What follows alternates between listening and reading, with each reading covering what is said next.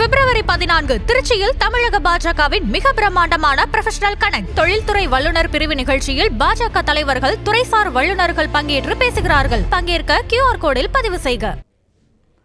திருப்பூர் மாவட்டம் அவிநாசி அருகே தலையில் கல்லை போட்டு ஒருவரை கொலை செய்துவிட்டு அதனை விபத்து போல சித்தரிக்க முயன்ற செயல் அதிர்ச்சியை ஏற்படுத்தியுள்ளது. அவிநாசியை அடுத்த சின்னசேரிப்பாளையம் கிராமத்தில் ஒரு சாலையோர பள்ளத்தில் ஆணின் உடல் கிடப்பதாக போலீசாருக்கு தகவல் கிடைத்தது. இதையடுத்து சம்பவ இடத்திற்கு வந்த அவிநாசி போலீசார் சடலத்தை கைப்பற்றி ஆய்வு செய்தனர். அப்போது சுமார் 45 வயது மதிக்கத்தக்க ஒருவரது முகம் மற்றும் தலையில் பலத்த காயங்கள் இருப்பதும் அவர் கல்லால் தாக்கப்பட்டு கொல்லப்பட்டிருப்பதும் தெரியவந்தது.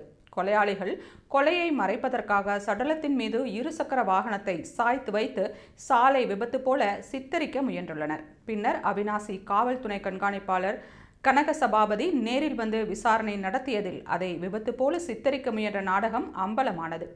சடலத்தின் மீது கடந்த இருசக்கர வாகனம் திருப்பூர் பகுதியைச் சேர்ந்த சந்திரன் என்பவருடையது என தரவுகள் மூலம் தெரியவந்துள்ளது. ஆனாலும் வாகனத்தின் மற்ற விவரங்கள் புதுப்பிக்கப்படாததால் உயிரிழந்தவர் சந்திரன் தானா அல்லது வாகன உரிமையாளருக்கும் கொலைக்கும் தொடர்பு இருக்கிறதா என்ற கோணத்தில் போலீசார் தீவிர விசாரணை நடத்தி வருகின்றனர்.